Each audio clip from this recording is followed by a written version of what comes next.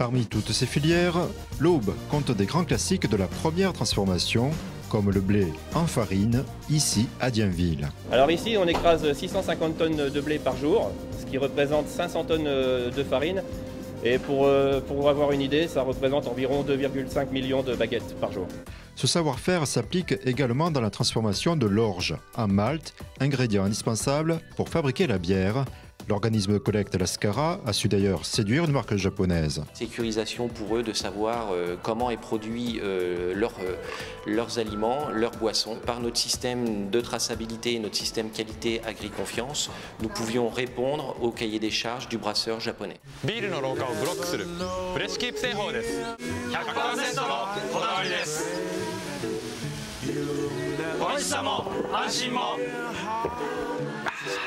札幌ビールは À la base, c'est un mélange de différents types de malt qui vont donner en fait différentes couleurs à la bière, oui, tout à fait.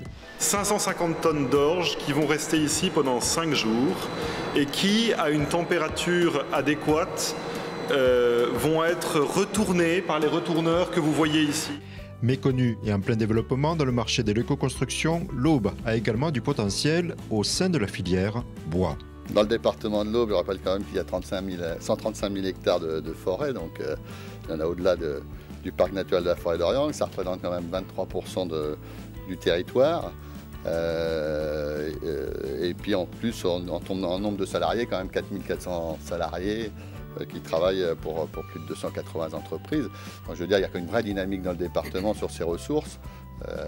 À nous de savoir les utiliser et le faire savoir, parce que je crois qu'aujourd'hui, il y a des matériaux traditionnels dans le bâtiment, qu'on a l'habitude de travailler avec ces matériaux-là depuis de nombreuses années.